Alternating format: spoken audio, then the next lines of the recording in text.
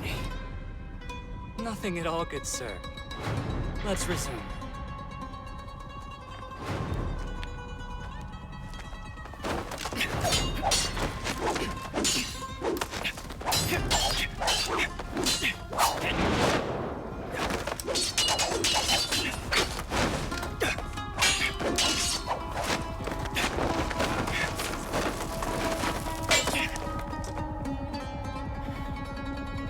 The match will come down to who can draw quicker.